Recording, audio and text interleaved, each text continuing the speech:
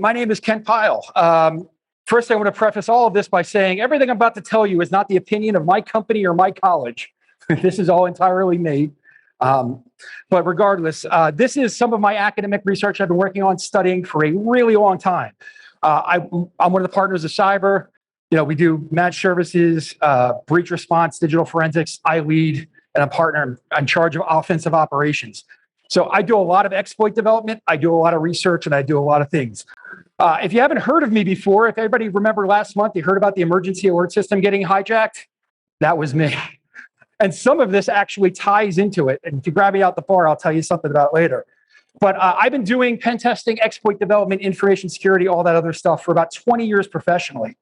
I've been doing it, hacking, exploit dev, network, and reverse engineering for about 40 years. So I was about that big. And I have a significant amount of CVEs, Hall of Fame acknowledgements from basically everybody. What I will tell you is this. I have found some of the biggest encryption web application operating system network flaws of all time. And it's great because the last talk really kind of leads into some of the things I'm going to tell you. The secret to all of this is you just need to think differently. That's really the secret. None of this is tremendously difficult. People ask me, how do you train people? How do you get this? It's a way of thinking and not necessarily technical. So I would be remiss if I didn't sit here and give you a little bit of a view before we get into it about what exploit and bug hunting really is about. Responsible disclosure, I will be quite frank with you, is mostly a joke. And a lot of people don't like that, but I responsibly disclose anyway. But I'm going to show you some stuff of these cases on how crazy this gets. No one is in the business of admitting they screwed up. This isn't a game you're supposed to win. Nobody's going to tell you you did a great job sometimes, and no one's going to toot your horn. You're finding problems that somebody missed. And a lot of times they're product breaking ones. Know your worth. And this is something I tell people all the time. Exploits are worth more in salary than they are the $500 and the Shroot Bucks and t-shirt of reputation from a bug hunting platform. I tell people this all the time. Live on your work. CVEs and public acknowledgements are how you get more money, how you get hired, how you get that experience. One of the best ways to do it, just go out and start writing exploits and disclose them. You want to build a resume? Get some CVEs. It does a wonderful job. I hire all the time. I teach. You can basically prove your worth, and you probably know more than the people that are interviewing you, right? I tell people this. It's not gatekeeping. This is how I broke the system. Nobody wanted to do any of this. I'm like, fine, I'll just have everything publicly acknowledged. And I'll say this, bug bounty programs are not your friend. All right? This is why people don't get hired, and we have such a staffing problem. They're your competition. Companies pay a bug bounty platform to not pay you and get you to keep your mouth shut. Flat out. POC or get the F out is a two-way street. Don't sign an NDA on your work or give anything away without getting ink on paper and guaranteed something good's going to happen.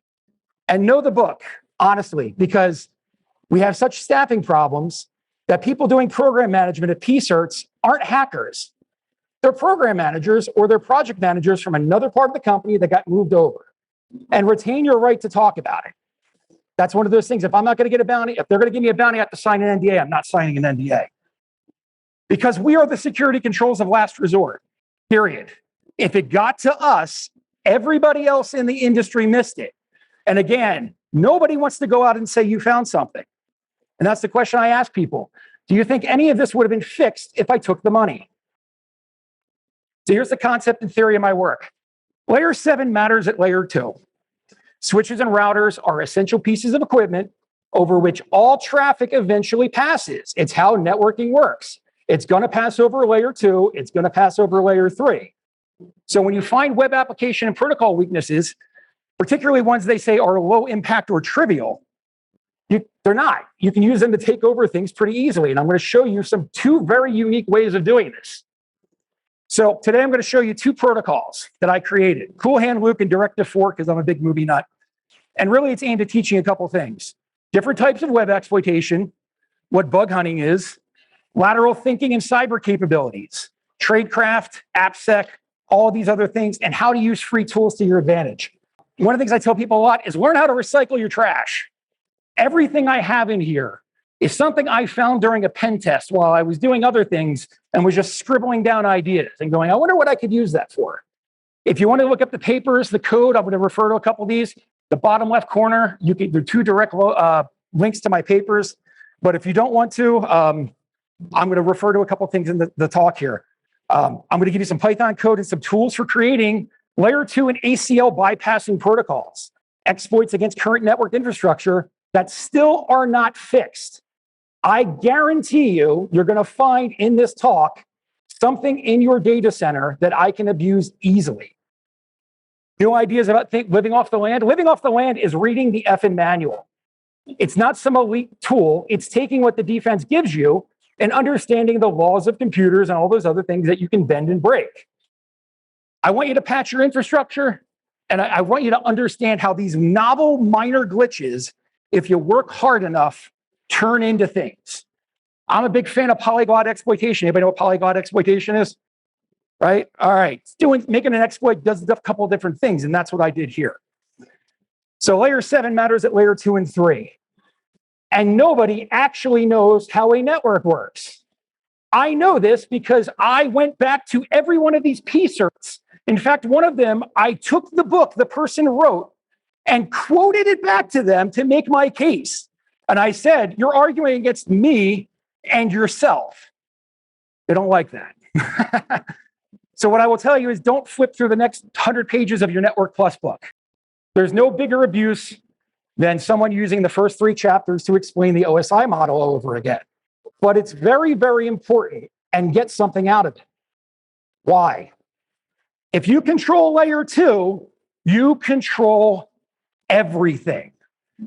If you can control layer 2 or layer 3, you have control of all protocols traversing the device. Doesn't matter if it's IPv4, IPv6, Banyan Vine, SNADs, you name it, I could give you a protocol. If you control the physical and logical access broker between all of these things, you can basically eavesdrop, poison, attack all traffic, everything. Here's a question. How many of you have your CCNA? How many of you have a network certification at some point? All right. What happens in the first 15 seconds after a switch reboots? Anybody know? Discovery. And what does it mean? It's building an ARP table. It's building a MAC address table. So if you can reboot a switch, you have control of the network and can sniff everything because all traffic goes out all ports, and that's what you need to do. So I tried explaining this in a couple of different ways to major P-certs, and they were like, nobody will ever use that nonsense, whatever. I'm like, are you serious? So one of the P-certs told to me when I disclosed, well, that's great and everything, but you need to weaponize that and get out in the wild because before we even talk, get into a conference. So here I am. So I created a ton of them. I broke basically all network infrastructure.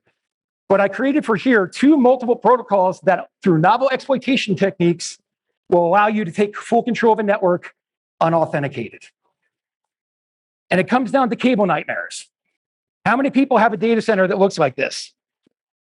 How many of you have a rack that looks like this? All right. How many of you actually patch your switches and routers on a regular basis? Not many. All right. I know this because I did it. This is me taking over the emergency alert system and also all the layer 2 and layer 3 stuff behind it. I literally isolated everything, turned off incident response, and then used my protocols to pump my traffic and beat anybody trying to get up to me. And it's simple because when infrastructure is fire and forget, people just forget. Everybody wants to go to the cloud or cloud managed, which means it all auto configures. And it's really common with these things, web administration, API access methods. And it's funny because the argument I have with people, they go like, only admins would use that. Yeah, you're right. It's a great way to target people. Even beyond that, it's a web server, an API, which is fully exploitable that I can hit any user with. Does a user know not to click on a link that takes them to a switch with embedded malware on it? No, right? And it comes down to if somebody's not smart enough to do basic hardening or tidying, they're probably pretty easy to exploit. Trust me, I took over the emergency alert system with this, a critical piece of infrastructure. Now, the only time people actually look at these web interfaces is when the proverbial poop hits the fan, right? Otherwise, it's just out there, sitting idle. And remember this as I go through here. Every time somebody visits one of these pages, I can exploit their browsers, admins, privileged access. I can reset the switch, or I can disable all IR and forensics trying to keep me out of your network. So let me bridge into this. You're not hackers. You're not. I hate the term hacker. I really despise it for a lot of reasons, even though I am one. Because what we're really doing is we're getting drafted into the cyber war. We are all soldiers in the cyber war, whether you like it or not. And you got to learn how cyber warfare is waged before we get into it. So this is all about tradecraft. And this is the definition. Techniques, dead drops, or specific techniques of a nation or organization, like encryption, used by the NSA. Some examples of tradecraft: a dead drop. It's an espionage method of leaving something in a place, somebody else picks it up, walks out, they never meet, you don't compromise. You have a one-way voice link. Anybody ever heard of number stations? Number stations sending one-way shortwave radio with encrypted things, you write them down, right? So a one-way voice link is a way to transmit information. And steganography, which we all know, is concealing your message, image, or whatever inside of another one. You're probably scratching your head and saying, what does any of this have to do with tradecraft? Well, P-certs like HP and Aruba seem to really care about them. This is literally their policy. Anything that allows unauthorized device network access, bypass of security features, undisclosed device access, intentional protocol weaknesses, covert communication channels, and undocumented features. And I underlined all this for a reason. Aruba considers such product behaviors to be serious vulnerabilities, will correct the vulnerability and issue disclosures. We're going to hit every one of these. And this is their P-cert policy. If Aruba learns that an unpublished vulnerability is being communicated externally, like right now, a vulnerability advisory will be published immediately. If your email matches the criteria, P-cert will acknowledge it, will issue a finding or whatever, right? So this is the response to my research that I disclosed in January of 2022. Want to know why people go bad? Why this is not a game you're supposed to win? This is the email I got. All of your vulnerability reports are still being read. If and when they're confirmed, we'll issue it. I realize you don't like the lack of interaction, but that's the level of cooperation you're going to get from us. By the way, everything I'm going to show you still works. 10 months this lives and continues to live. The only reason I got CVEs given to me is because I went to DEF CON, and 3 weeks later, they finally released one. This problem is so bad, I don't think they can fix it. So they want to talk about is imposition of costs and indicators of compromise. Indicators of compromise are bad, but they're totally unavoidable. But you can turn them into really good things. I'm going to show you one of them. I always talk about transient problems. It's like Obi-Wan trying to disable the tractor beam. You got two really dumb guards. One guy's, what's that? I don't know. Who cares?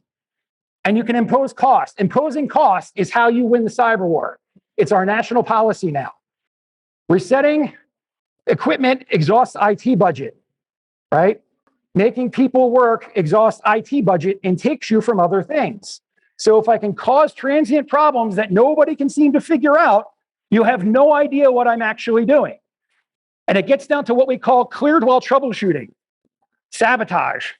People are lazy, they ignore things, and they give up really easily. It's one of the biggest problems we have for doing this. So what is imposition of cost? People need to get paid, or they're bored, stupid, don't care, and all of this becomes anti-forensic, which is what I'm really after. So all that's set up to talk about this. I'm about to break the core functionality of all switches and network access controls, and I'm going to give you a new AppSec law. Call it whatever, call it Pyle's law, I don't care. Every persistent, unsanitized input vector on a layer 2 or 3 device is a covert protocol waiting to happen. We're going to bypass all of these things here, build a protocol that resides unauthenticated in log files and messed up APIs persistently. So I'm a big POC or get the F out person. I'm going to violate VLAN segmentation, create a network protocol, teach you some tradecraft and exfiltration in 8 steps. And most of them are just reading the effing manual. First one I'm going to show you is Cool Hand Luke. The reason I named that, a lot of reasons, it's one of my favorite movies, but there's a line in there about sometimes nothing can be a real cool hand. Everybody told me this was not a big deal. All right? This is a protocol that can be used to send traffic between isolated VLAN networks using HP and Aruba switches, and it never traverses a routing infrastructure. It's a very interesting thing. You can't find it. It operates encrypted or unencrypted. Controls can't detect it. I basically mess up the logs so that even if you're parsing them, it isn't going to work. The cool part is this allows upstream exploitation. Jam something into the log collector and your SIEM is going to read it, right? If it's XML formatted, it's going to look at things and process them. All of this uses Python code, Hydra, a browser and burp, and I do it in less than 64 bytes of space because I show off. It exploits SSH username injection, low-level log files, persistent cross-site scripting, and unsanitized input. So step one, all you have to do is SSH into an HP or Aruba switch that's affected. Put your data in as the username, hit enter once, and dump out. What is actually happening, whatever you put on that teleprompter, Ron Burgundy's going to read. It's completely unsanitized. And as long as you keep it under 64 bytes in length, it's going to show up in the log file, unauthenticated. So you can inject payloads via SSH. For this, I'm using exfiltrated data. Open up PuTTY or an SSH client or whatever you want. Enter your message as a login name. Hit enter till you're kicked out. And go to the events page in the log collector on these switches. Why? Because the management interface for this switch is available unauthenticated on multiple VLANs by default.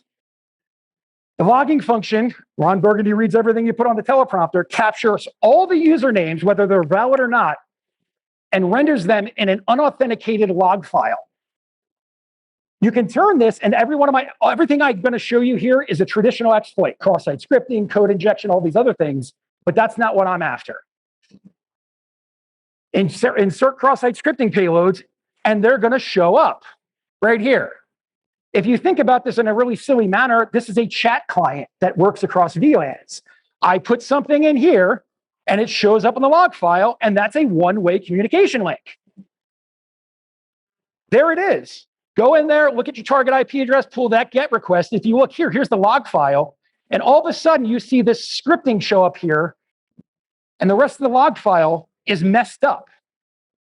I injected HTML code into it, or messaging it. That's a cross-site scripting payload. So what you have to do is figure out what I call sanitization depth. The application fails to adequately sanitize any of this. So what I do is is a good way to learn how to do fuzzing. Put in every character that's useful in a markup language or a coding language. I use them all right there. I just want to see what I can jam in there. Inject it as raw text, and it's injected in raw text in the log file. And you can use this to attack again. Even if you don't want to transmit protocol stuff, you can just exploit the logs, make them unreadable. Insert fake logs if you like. It works. And again, how much space do I have? If you get creative like me, less than 64 bytes of space. That's what it looks like. Over, it doesn't work. Next step is understanding what the OSI model actually is. All of that stuff is happening at layer 7. Firewall switches, wireless access points, all operate at layer 2 and 3. That's where network security comes in. So I can effectively bypass it by showing up underneath and coming out the other end. It comes down to this. They're presenting a common layer 7 interface on multiple VLANs that aren't connected, but you can access the web application unauthenticated through them. It's basically a multi-home server. Make sense? Very easy. So you can actually bypass networking controls through this abuse of functionality. Go from layer 7 to layer 1, a physical log file, and bypass everything.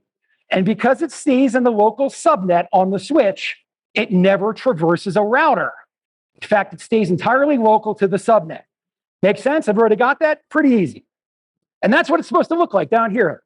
See this router? What's happening is without this router, every one of these VLANs is isolated. I'm not hitting the router. I'm hitting an interface here that happens to be advertised on 2 different spots. Go to the other VLAN if you like. Ping the IP address of the interface on the other side, and you're going to find out it's totally unroutable, right? There's no connectivity between these two things other than the switch operating system. Remember, there's no router bridging these networks. Here's me popping cross-site scripting inside the log file. So even if you don't want to do the protocol thing, you can just start injecting malicious code in web pages. Now, here's the secret of bug hunting and exploit development. Learning the difference between working as intended and working as designed. I don't use a vulnerability scanner. I hack by hand because none of this ever shows up on a vulnerability scanner. You got to go out and find it. So working as intended, the log files collect all these sessions and usernames. Hydra is a brute forcing tool, and every subnet has a management interface by default. Working as designed, log files store everything you throw at it. Hydra is used to inject arbitrary HTML and code in reverse to render content. And a dual home management interface is a dead drop / two-way communications. So you can actually change the usernames on this device to actually be cross-site scripting payloads. And every time somebody logs in, it pops their browser. But because it's persistently storing this in things like usernames or whatever, it's going to stay there until you remove it. Step 5, understand how a network really works. Everybody know what router on a stick is?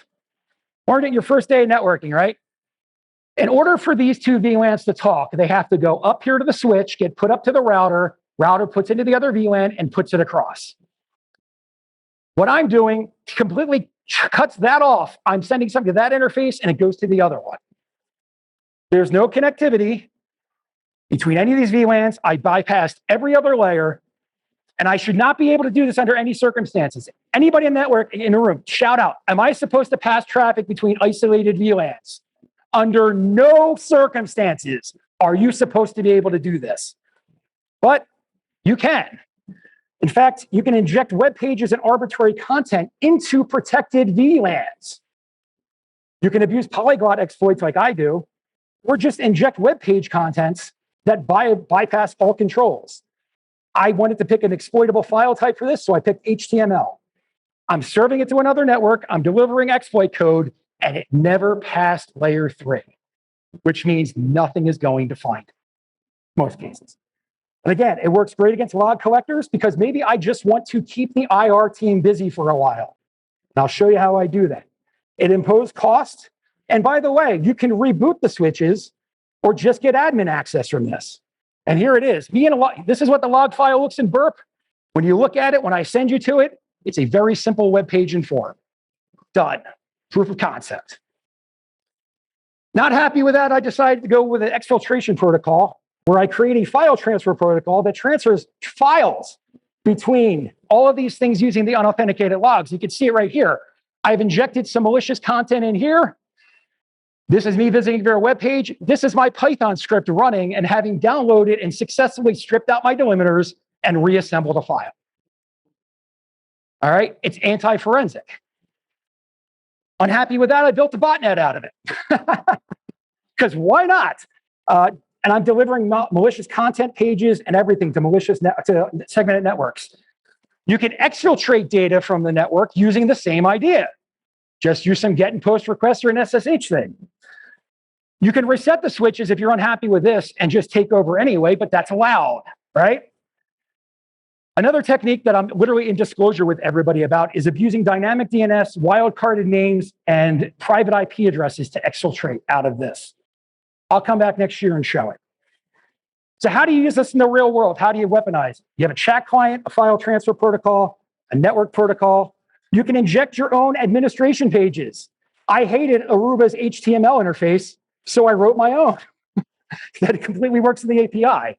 Think about that. I could set up a fake web admin page, send an admin to it, and they would never know it. It looks exactly the way it's supposed to.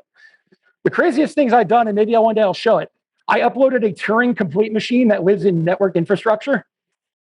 I also created what I call the Aruba switch, where I upload HTML games into the log files and then continually play games on it. Pretty interesting thing. Again, I'm imposing cost or whatever. Now, here's the interesting part. Hacking the code to segment payloads, I encode via Base64. And you can do some very complex segmented downloads just using this technique. I use it for getting code and traffic past things. So sometimes you got to break the crayons out and explain to people what the difference between intended and designed is. Sanitization of input needs to be a two-way street. The reason why this works so well on so many things is that these are not very robust web servers. They're running on a real-time operating system with a thin web interface that just allows you to administer it. They depend highly on client-side input sanitization. They don't sanitize there. So if you just bypass client sanitization by using burp or something else, it violates everything. And it's important on real-time operating systems because minor bugs like memory faults and violation of that on a real-time operating system doesn't recover the way you think it does. It reboots the device. It dumps everything and starts over from scratch, including the ARP and MAC address table, which gives you the ability to man in the middle. And again, this goes back to abusive controls for unintended use. I have a covert channel. I can actually capture traffic, and these are product-breaking problems. This is not something that you're ever supposed to do.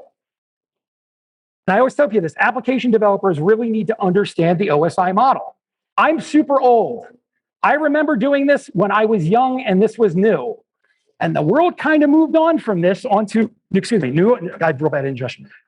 and interesting things and forgot all about the OSI model, all the crazy things at networking. The funny part about all of this is I went back and decompiled all of the firmwares for these devices, and I found problems that are literally 30 years old. I'm going to show you what. That's how poorly this stuff is managed.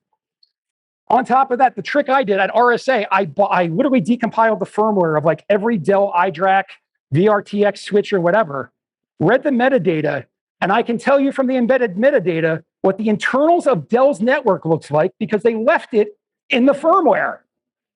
I literally said to Dell, by the way, guys, did you know that this server in your network is your Jenkins server? These are the firewall rules, and this is all the content on it. And they went, how the hell did you do that? I said, I looked at your iDRAC firmware. The developers left all of this in there. It's absurd.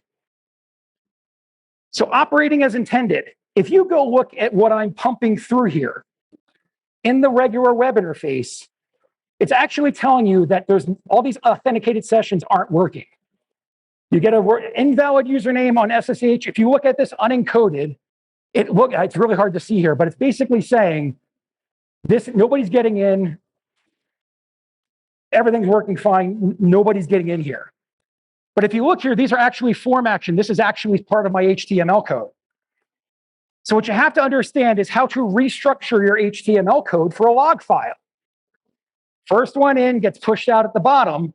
And as you put things in, they're getting inserted in reverse. So if you look at the regular HTML code I have over here, it's that form. You notice I'm using HTML comment tags. Why? Because anything between the red viewed by a web browser or HTML parser is totally ignored. Okay? The trick is that you have to basically structure this correctly and intersperse it. So I had to sit there one night and figure this out. So what I did was, here's my constructed POC. Break up your HTML into less than 64 bytes of space, tag it in reverse with HTML comment tags, and when you inject it, it's getting put back together again in the correct order. In the bottom right-hand corner, that's me doing it in Hydra just to show it with a graphical tool. That's the username list you need to dump in there. Proof of concept. Inject the arbitrary content in the logs using signal line HTML through SSH usernames. Fit it under 64 bytes. Comment out with HTML tagging and create that multi-form code. Use a single password. If you go in more than once and try to log in once, it doubles the entries. You want to do it just once. And when you do that, it aligns your forms perfectly well, perfectly correctly, and there's your HTML page. If you look at the bottom and you look at the top, it truncates out. You can't see it real well here, but it truncates out what's before it and what's after it. And I have a fully working HTML form code living in the log files. All right. Now, if you have your epiphany moment, you're going to say to yourself, wait a second. I can see the same logs and inject payloads through it. and I don't have direct network connectivity, two one-way communications channels become one two-way communication channel. In the top left corner, when somebody looks at the log files, it's saying nothing. If you look at the bottom right-hand corner, I'm exfiltrating data out of it. So how do you create a file transfer protocol with this? It's actually pretty simple. So instead of using HTML tagging the other way, I literally reversed it just as a simple little exercise. If you look here, I have a little comment that says, where did the logs go? Because when you view this, there's my HTML. This is all truncated out or just hidden in HTML, is trying to log in from whatever. Pretty simple. Now, you're probably saying to yourself, if you're building a botnet and building a protocol, you have to have delivery confirmation, error correction. How do I multiplex? If I'm running a botnet, having one line of communication isn't all that useful. So you can just change your delimiter. You can change, instead of HTML coding in here, you just change it to an arbitrary delimiter. Customize it to only parse the logs you want. Read the first 4 or 3 characters or whatever, replace it with a delimiter, inject it with SSH, and now you have multiple sessions running with multiple different files. You just say, I want the file delimited with this reassembled again. Like I was like, that's the stupidest thing I've ever heard. Exactly, it just works that way. It's literally basic thinking about how a file protocol works or a network protocol works. So I released a tool for doing this. If you go to our website, go to my paper, whatever, you can pull it up. This is actually the Python code to do all of this. It's in my papers. I give complete and full POC for doing all of this. There are 2 scripts. One is the downloader that just downloads directly. The other one works through a proxy. So because I'm a big education nut, I like training people and telling people my tricks. You can use it through burp with the proxy script. So you can watch this all happening in real time as it processes. The arguments are simple. Base URL, the username, typically operator, a password or anything, and an out file. And the operator part is really important part of this, because on these switches and these devices by HP and Aruba, you can access everything read only without a password as the operator account. It's the default you get dumped in account. So once you have that and you have read-only logs, and I can inject something through another vector, I'm passing traffic between VLANs. And there it is. This is the moment I did it. I put in a bunch of delimiters. Ken was here, a couple of crazy comments. I'm looking at it here in the web browser, transferred over a network, not a log. And on the bottom side, that's me looking at the file I downloaded via my download script. Proof of concept, right? Totally works that way. Now, I'm not happy with just doing things. I'm a bit of a pain in the ass. So I went out and figured out a while ago that nearly every piece of network switching architecture and a lot of routers all operate this way for a lot of reasons. One of the things that nobody wants to admit to you is that most of that infrastructure is white boxed. The same Cisco switch is the same as the Dell X and VRTX series, is the same as a Netgear one, same as a Linksys one. They all have the same underlying guts. It's just a different web server interface, like different web pages overlaying it. So I'm going to use the same technique called Directive 4 to poison the location header of the HTTP-based API and web server. And because 64 bytes isn't a whole lot of space, I'm going to do it in 410. This affects a huge amount of infrastructure. Again, all Dell X and VRTX switches, which is basically all of Dell's virtualization switching and their enterprise class networking. It affects a huge amount of Cisco switches, and none of it's ever been fixed. They won't even issue an update for this. I know this because I had a year-long argument with them about it. They actually wrote out the end of support and the date so that they didn't have to actually fix the problem. Yes, I can prove that too. I have it in an email. So how do you do it? Create a malformed request. In this case, I'm poisoning the location header and the XML-based API response. You have to calculate the buffer. So what you have to do is fuzz this thing with a ginormous amount of traffic until you get to the point where you control the buffer. There's 1,812 total bytes allowed in this request before it reboots the switch, which is useful because it flushes out all the logs and allows you to man in the middle. But maybe you don't want to raise noise. Maybe you just want to exfiltrate and take control of things. So you have 1,092 total bytes to actually be able to affect the location tag. I'll show you a little more detail in a minute. And 1812 actually reboots it. So if you do the quick math, there's 720 bytes of available space. And if you look what's happening here, this is what it looks like on the raw response. If you try to visit this web interface or API, normally as an admin, it doesn't work. It literally breaks the web server such that no browser can actually read it. Same thing with API-based log collectors. Nothing can collect a log if the location header and the HTTP headers are all screwed up. Why? Because most APIs are HTTP-based, right? I'm literally preventing anything from seeing what I'm doing. And there's my proof of concept. I fed a whole lot of crap in here until it got to where I want. This is the XML interface. So this is the location header, and this is the XML rendered by the API. And everything I inserted in there is now being put into XML structure. Why is that useful? XML is totally user-defined. If a processor reads it, it looks for the tags it cares about and throws everything else out. So what am I doing? If you're parsing these things and they don't make any sense, or the scene doesn't look at it, you're not getting an alert. The funny part about this is also, because I'm a polyglot guy, this is what I call SOUNDBOARDFEZ. When you fuzz this buffer and push the location tag out, you'll actually find out that you get immediate admin control of the switch. The reason being, because that buffer is misaligned and screwed up, it actually, as part of the location tag, discloses the session ID of the administrator. It's not a cross-site scripting, it's just disclosing the token to you. So you can just steal that token and you're the admin now. And you have full control of the switch, all the network traffic, everything else. Investigating this problem kind of got me to thinking of saying, well, that doesn't look like a very secure session ID. And it's right, because it's a random number in that it's picked out of the air, but it's client-based.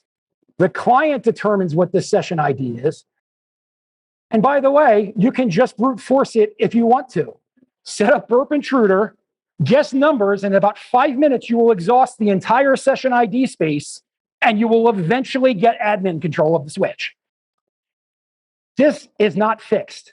I disclosed this in 2020, and nobody fixed it. It's that easy. So step 2, same idea, establish sanitization depth. Similar to the way I did it before, I had to figure out what the safe buffer size was, because you don't want to go over, you want to have it nice and compact, and there's some weird things that happen when you're messing with it. So I dialed it down to 410 bytes. And same as I'm doing here, I'm injecting as part of my location header, as you see it here, the same set of characters, URL encoded characters that shouldn't show up that are markup.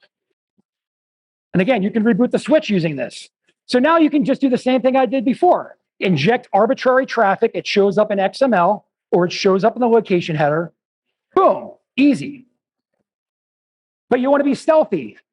You want to be steganographic. You want to be elite. Well, it turns out there's a great thing for this. It's called Base64 encoding. The cool part about Base64 is if you break it up into separate segments, it doesn't render correctly. You need the entirety of the Base64 message to decode it, right? So if you break it up into segments and insert a delimiter, and don't tell anybody what your delimiter is, even when an IR responder tries to put it back together, it still looks like total nonsense. It's a really cool way to do it. And I'm doing it right here. Strip out your delimiters, like I did up here. You'll see them in a second.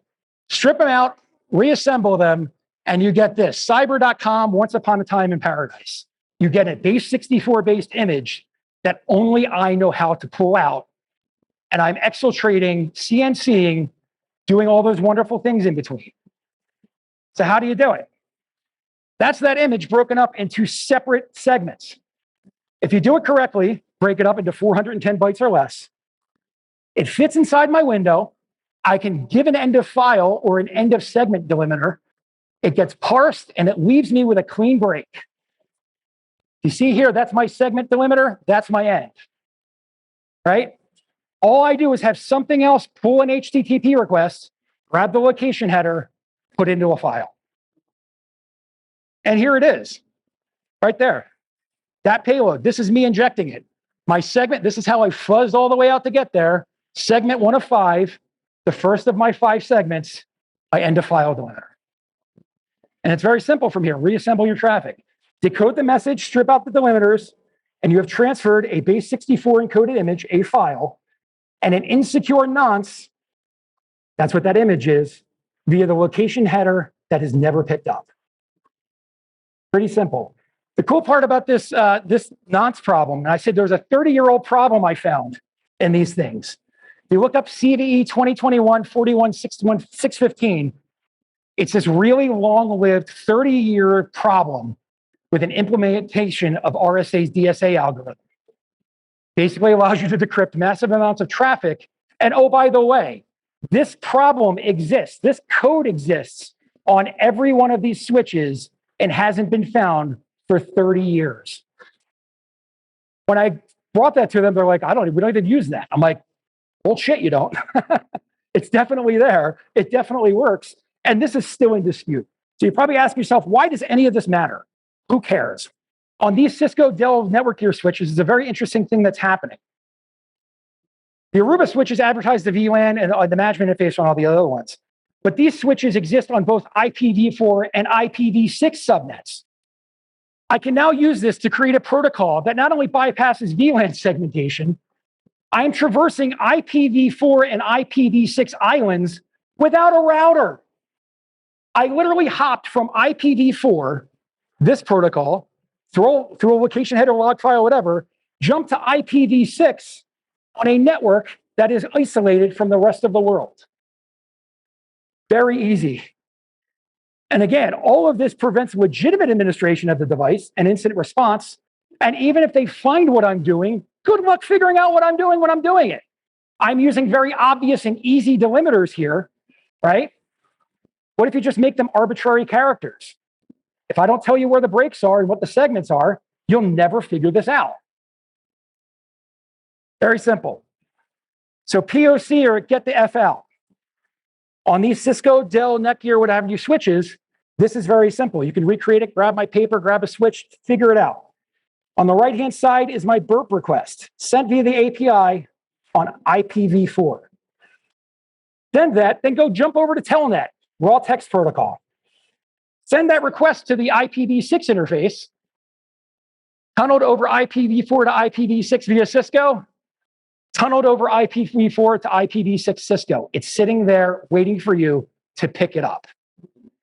And the cool part about all of this is completely controllable. It's persistent in that until I clear it out with my exploit, I don't know why it just did that, but until I clear it out with my exploit, it just sits there. So what I have my botnet and exfiltration protocol doing on the other end is once it receives the message, it replaces it with a I got your segment message. The other side picks it up, sends another segment, and it just passes between it as a one-way protocol, dead dropping the entire time.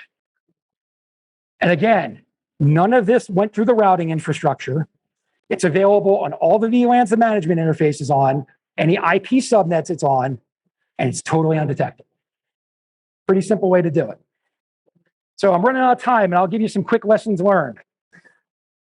Understand what cyber warfare is, and that root doesn't rule everything. One of the problems we all have as hackers and exploiters is we want root, right? That's not the way to think, right? It's cool, it's great, it's awesome, but it's also very loud. And besides that, why do you need it when you can accomplish everything else anyway? This is the difference between a smash and grab hacker, right? And somebody who's operating, doing these things in a very smart way. I'm not interested necessarily in root. I want to blow crap up, right? I'm a demolitions expert. I love getting root. I love getting in, but I really love blowing things up, right? Another piece of advice is considering the audience of your application. I have a shirt that says, build a better don't make something idiot-proof and somebody will make a better idiot, right? It's the same way here, because I think whoever wrote these web applications didn't consider the fact it's sitting on a real-time operating system, or that you shouldn't be able to do any of this at all on a switch or a network device. All user-controlled input needs to be sanitized, and people really need to consider all modes of input. You can't inject these malicious names via the web interface. You have to do it in one case through the SSH interface. That's still input. I can still SSH in, I can still get into the console and do all of this.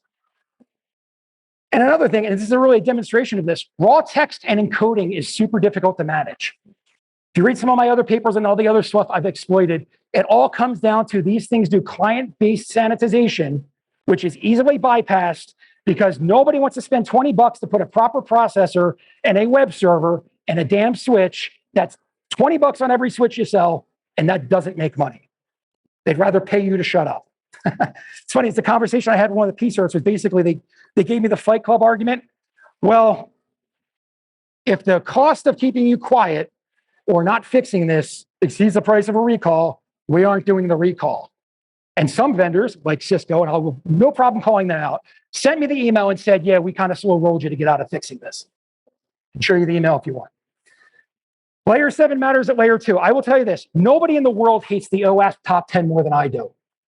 It doesn't consider threats. It doesn't consider any of these things. And it's a bunch of industry buzz terms for the same wagon wheel we've been talking about for the last 40 years. Truth be told, it is, I will say this, it's useful, whatever, but it's one of those things that's just openly abused, like the OSI model and all these other things. We really, and again, the big three good thing we're going to talk about next year is like, OPSEC, all these other things, but they're going to talk about like threat-based modeling. This is threat-based, right? This isn't something you'd find isn't a vulnerability scanner. You can just go back and do it. None of this fits into the OS top 10 as an exfiltration protocol. It's cross-site scripting, buffer overflows, all that other stuff. It's not that. But this is a product breaking. I will say it right here. No problem saying this. I have this working on every piece of switching infrastructure made by every major manufacturer on Earth. I just implemented differently. Because nobody thought what persistent cross-site scripting and storage of content actually does on something like this. Real-time operating, and it goes back to the other argument, real-time operating systems are special cases. Because again, a fault on any other kind of operating system, most of them, it just recovers, kills the thread, comes back again. And a real-time operating system doesn't work that way. Why? It's cheap, it's easy, and all those other things. And the last thing I do want to communicate is this. Don't be that P-cert, all right? We are the last line of defense. And what a lot of these companies don't understand is that we are the good guys. We may be jerky, we may be confrontational, we may all dress in black, but we tend to be good people, right? And making people not want to report their vulnerabilities and posterize them at conferences is the single worst thing we can do. Talking about the last talk, it's like we're all part of this thing, right? We're all affected by it. We're all supposed to be on the same team, right? Telling me, well, tough shit, dude, that's just the way we work, is not fixing anything. I'm client-focused, a lot of you are. And that's my argument. Like, when it's our client, I'm going to tell them what you're saying. Maybe you should behave correctly. So one of the things I really hate about the industry is we all say we're one way in public, but when you get down to brass tacks, it's an entirely different proposition. It's scary. Because if you're looking at what's happening in the world with cyber warfare and everything else, it's going to be very indiscriminate. So, any questions after all of that? Go ahead, fire away.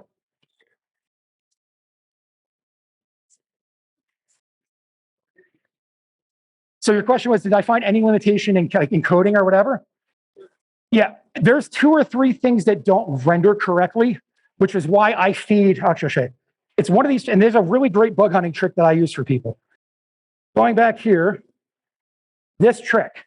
If you're fuzzing stuff for a web server, take all the thing characters of whatever language or whatever set you want to use and feed it in there and just look what it comes out on the other end. 1, nobody's going to look at that and think that's anything. And 2, I'm establishing, like I said, sanitization depth. I know what characters are available. So when I use this and see what gets marked out, I go, okay, I can't exfiltrate in this language. I can't do it with here. I can't write this code this way. So then I go, of the list I have, what markup languages or programming languages does this actually work in? And I go, oh, great, I'm going to exfiltrate via C. I'm going to exfiltrate Python-based code or anything like that.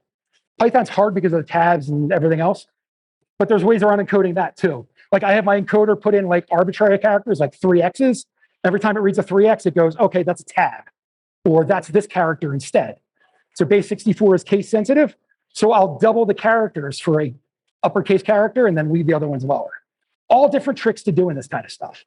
But it's very easy. And like I said, go out and start playing with this. I guarantee this technique works and you will find it on everything. Get there before I disclose though. Any other questions? Go ahead, fire away. Sorry. Oh, actually, let me get it first. If you want, I will. Actually, here. I go a bit deep because I'm a bit of a nut job. So I gave, like, both of these papers are about 60 pages long, explains everything in full frontal detail. And I go into the theory, everything behind it, how to do it, some more advanced stuff. Like I said, the Python code is in there. If anybody wants to hit me up, CYBIR.com, drop me an email, hit me up on Twitter. I'm Singularity1 with a Y instead of an I. I will talk shop all day. I'm a mega nerd. This is all I think about. What was your question again, sir?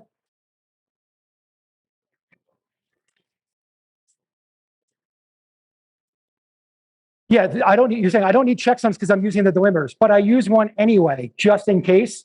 I'm not showing it here because I don't want to give away all my tricks. But one of the cool things about this is, and here's one of the ways I bypass this. If you look in the log file right here, right, you'll see where it says invalid attempt from this IP address. So when I'm signaling, the log file is actually telling me the IP address of the endpoint on the other side. Right? So now it's like, I don't even need to build a delimiter or an identifier in there. The log's already doing it for me. So I recover that 64 bytes of space. I recover 4 characters, and then I put a very rudimentary checksum at that's like a CRC32 at the end. It's just like, hey, just tell me if this came through okay. And that's how it builds. The funny part about all this, I'll tell you, I'll get off in a second. The funny part about all this is I'm like a super old school hacker. Like I started hacking on an Atari 800 XL with a 1200 baud modem. And this is basically the way 1980s X modem worked. So I basically rewrote a super old modem transfer protocol for files into a 2022 bypass of security controls. I see you're laughing. You know exactly how I'm talking about this, right? Yeah. You're like, this is how X modem works for checksum. That's how it works. Like literally go back to the old school and look at some of the stuff we did in the 80s because it's all forgotten arcane knowledge. Here's the last thing I'll tell you. Best hacking book you will ever read. I read it in 7th grade and I never gave the school the book back. Called Out of the Inner Circle by Bill Landreth. Written by an 18-year-old kid who got busted by the FBI in 1980-something. And then he wrote a book on computer security. And when you read it, you're going to be blown away because everything we talk about now, from threat modeling, fuzzing, why passwords should be passphrases, hashing, was all written by an 18-year-old kid 40 years ago, and everybody forgot it. Check it out. I highly recommend it. Out of the Inner Circle by Bill Landreth. It was the last book published by Microsoft Press. If you need my information, again, I'll put up the website here.